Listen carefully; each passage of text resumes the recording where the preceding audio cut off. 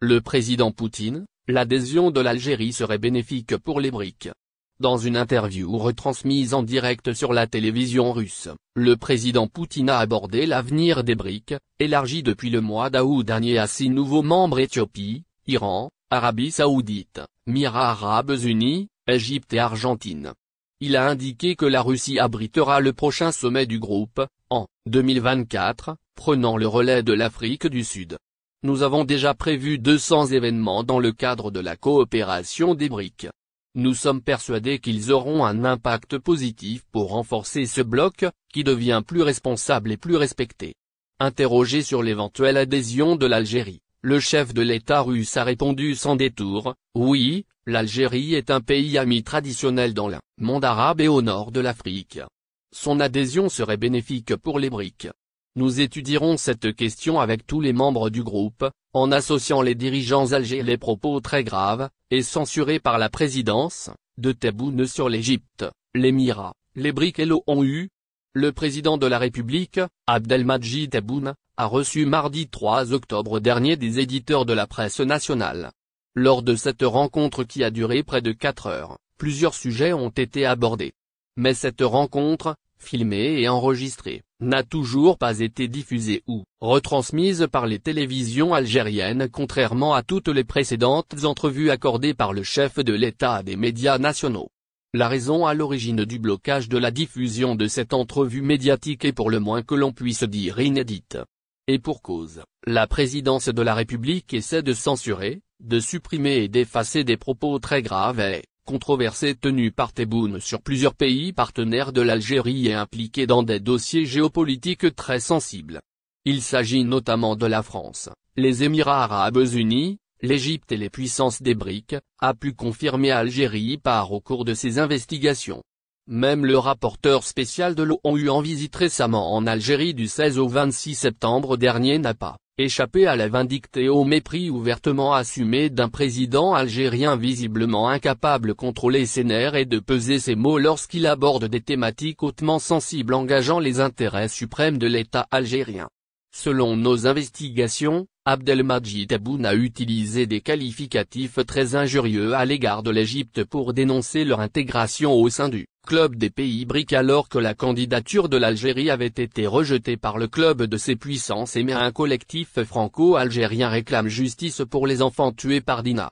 Le collectif unitaire franco-algérien appelle à un rassemblement à Paris contre l'oubli du massacre terroriste d'enfants algériens.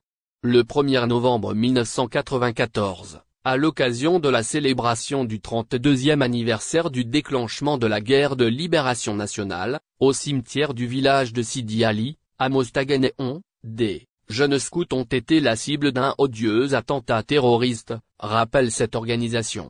Le collectif liste les noms des 4 enfants déchiquetés par une des bombes acheminées de Suisse par le criminel Dufy, Mourad Dina, responsable, par ailleurs, de l'assassinat de plus de 120 journalistes algériens.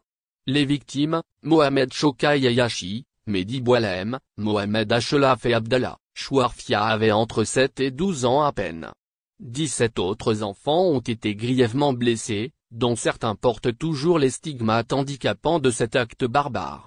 La date du 1er novembre et le lieu de ce forfait contre le peuple algérien ne sont pas fortuits, et cela ressemble fortement à une forme de vengeance coloniale, portée par des terroristes, précisément sur le lieu du déclenchement de la révolution algérienne par les résistants Abdelkader Sahraoui, Dimioub, et Bendiba Belhamiti, à la tête de 2 sections de Moudjahidine, dans la nuit du 31 octobre 1954, aux environs de 23h45, fait remarquer le collectif. Ce dernier souligne que, pour protéger les commanditaires de ce carnage du 1er novembre 1994 contre des enfants algériens, des groupes de pression politique en France ont inventé la fumeuse théorie révisionniste du Kituki, qu'ils ont ensuite propagée à travers des médias occidentaux complices. Le collectif rappelle encore que les activités terroristes du réseau Dufy commandé par Mourad Dina ont été révélées par un inspecteur de police suisse, suite à une enquête minutieuse. En effet, Léon J., du groupe d'investigation spécial relevant des renseignements généraux suisses, a traqué les membres de ce réseau et a réuni des preuves sur son implication dans les actes terroristes commis en Algérie. Cet enquêteur, dont le travail n'a pas été pris en considération par les autorités sécuritaires, judiciaires et politiques helvétiques, a, en outre, pu obtenir les noms des responsables de l'assassinat de 7 marins italiens, égorgés en juillet 1994 à Gigel. Il a également rassemblé des preuves irréfutables sur la présence de relations commerciales entre ce réseau de terroristes algériens réfugiés en Suisse et une société de vente d'armes, Canet Technology Group, après avoir eu accès aux relevés de compte à l'UP de Lausanne et aux chèques postaux de Zurich.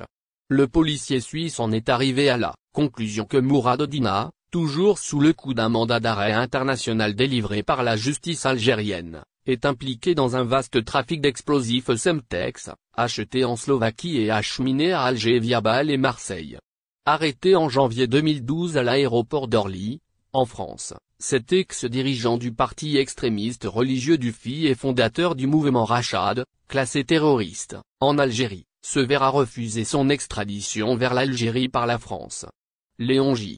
avait déclaré, avant qu'il ne soit mis au placard par les services de la procureure de la Confédération, Madame Carla Delponte, que son refus de baisser les bras dans son enquête sur ces terroristes avait été motivé par le fait qu'il avait appris que les explosifs utilisés par le JIA contre les enfants scouts à Sidi Ali avaient la même origine, note le collectif qui dit refuser l'étouffement de la mémoire de ces enfants algériens assassinés par ces terroristes, le 1er novembre 1994. Nous venons rappeler que l'un de leurs commanditaires, Mourad Odina, coule des jours heureux en Suisse, faisant perdurer la souffrance des familles victimes de ce lâche attentat, déplore ses compatriotes. Comme si, innocenter et héberger ces bourreaux du peuple algérien n'était pas suffisant, la justice suisse ouvre un nouveau front avec une organisation tentaculaire, Trial, au nom de prétendus crimes qu'aurait commis l'armée algérienne en défendant le peuple contre ce terrorisme fanatique, s'insurge le collectif unitaire franco-algérien, qui réclame justice pour les enfants assassinés par la nébuleuse terroriste à Sidi Ali, Air Algérie. Voilà ce que coûtera désormais un deuxième bagage en cabine. La compagnie aérienne nationale Air Algérie a décidé de changer sa politique bagages, et ce, à partir de ce dimanche 29 octobre. Un changement qui ne concerne pas uniquement les bagages en soute puisque le bagage supplémentaire en cabine sera désormais payant, annonce la compagnie aérienne algérienne. La nouvelle politique bagages de la compagnie Air Algérie est entrée en vigueur depuis ce dimanche. Dans un communiqué publié la semaine dernière sur les réseaux sociaux, la compagnie aérienne nationale a rappelé à ses clients qu'elle migrera à compter de cette date du concept de bagages en soute au poids vers celui de bagages en pièces. Le transport national a tenu également à donner des précisions à propos des changements introduits dans sa nouvelle franchise bagages en soute. Désormais, les passagers d'Air Algérie en classe économique auront droit à un seul bagage en soute d'un poids maximal de 23 kg. Fini donc la franchise bagage à 32 kg en soute. Toute pièce supplémentaire sera considérée comme un excédent bagage et donc soumise à la taxation. À cet effet, la compagnie nationale a dévoilé la nomenclature des nouveaux tarifs applicables pour l'excédent bagage en soute sur ses vols internationaux. Air Algérie. Voici le prix d'un bagage supplémentaire en cabine. Concernant les bagages en cabine, la compagnie Air Algérie autorise ses clients à transporter gratuitement un seul bagage en cabine d'un poids maximum de 10 kg. Les dimensions des bagages en cabine ne doivent pas dépasser 35 cm de hauteur, 55 cm de largeur et 25 cm d'épaisseur. Pour les vols en âtre, le poids ne doit pas dépasser 5 kg et les dimensions ne doivent pas dépasser 30 cm de hauteur, 40 cm de largeur et 20 cm d'épaisseur. Cependant, ce que les passagers doivent aussi savoir est que la compagnie Air Algérie a également introduit en juillet 2023 un changement dans sa franchise bagages en cabine. Les passagers auront toujours droit à un bagage en main de 10 kg à transporter en cabine, mais aucun bagage supplémentaire ne sera accepté à titre gratuit à bord de l'avion. Tout bagage supplémentaire en cabine sera soumis à une taxe que le client devra payer à l'aéroport, au niveau du comptoir d'Air Algérie. À cet effet, la compagnie nationale a dévoilé par voie d'affichage dans de nombreux aéroports, sa nouvelle franchise bagages. N'oubliez pas abonnez-vous à notre chaîne Olive News et activez les notifications pour recevoir nos publications en temps réel.